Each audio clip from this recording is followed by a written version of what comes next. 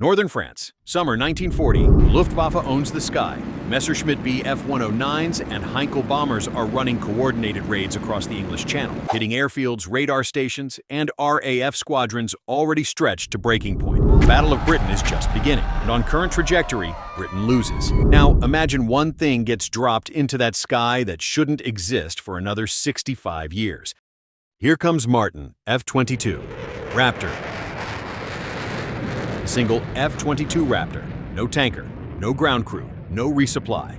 Just one pilot, one fuel load, and the most lethal fighter aircraft ever built. So, does one modern jet change the war, or does the war eventually swallow it whole? I looked at this from every angle, and what I found is actually more interesting than a simple yes or no. Let's start with the quick answer, the realistic one. History already told us what happens when advanced military technology meets forces that have never seen it before. At the Battle of Cajamarca in 1532, Francisco Pizarro showed up with 168 Spanish soldiers against 8,000 Inca warriors.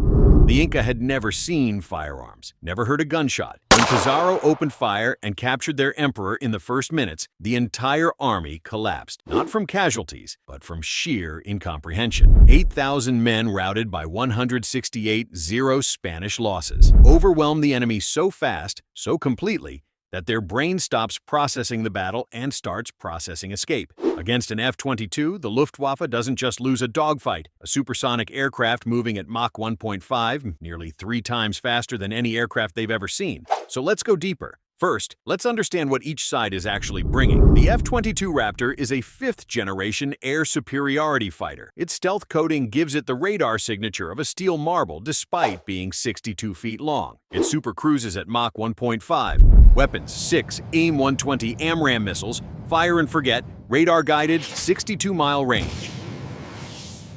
2 AIM-9 Sidewinders, infrared-guided, they lock onto engine heat and don't need the pilot after launch. On the other side, the Luftwaffe in 1940 is the most advanced air force on Earth. The Bf-109E is a genuinely exceptional aircraft. German pilots use energy fighting techniques that British pilots are still learning to counter. These are professionals who have already defeated the French Air Force, the Polish Air Force, and are currently winning against the RAF. They just have no answer for a missile engagement at 62 miles. Because in 1940, that concept doesn't exist yet. Now, the part most people don't consider: logistics. And this is where it gets really interesting. The F-22 burns JP-8 jet fuel. In 1940, aviation fuel is 100-octane avgas, chemically incompatible. There is no refueling, ever. The pilot has exactly one fuel load. When it's gone, the mission ends permanently. Weapons are the same problem. 6 AMRAAMs, 2 Sidewinders, 480 cannon rounds. The Luftwaffe flies hundreds of sorties per day. Every single shot has to count. Miss once, that's a missile that won't exist again for 6 decades. There's also a problem nobody talks about. The F-22 has no IFF, identification friend or foe. To a British radar operator, it's an unidentified fast mover. To a Spitfire pilot, it's something terrifying that might be German. The Raptor is as likely to get shot at by its own theoretical allies as by the enemy. It operates completely alone. And unlike the Roman Legion that could resupply across a road network stretching to 3 continents,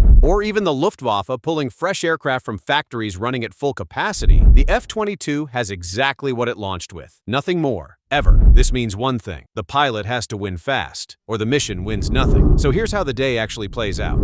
The F-22 climbs to 50,000 feet before anyone sees it. German radar in 1940 operates on meter wave frequencies, effective against conventional aircraft. Against a stealth airframe at altitude, it returns almost nothing. The pilot identifies a Heinkel formation with 2 Bf-109 escorts crossing the channel. Standard raid profile. First AMRAAM at 40 miles. The Heinkel disappears before the escorts know a missile is airborne. Second AMRAAM. First Bf-109 gone. The surviving escort brakes hard, the only correct instinct. But the Sidewinder locks onto exhaust heat and doesn't care about brake turns. 3 aircraft, 4 minutes, 0 visual contact by German pilots.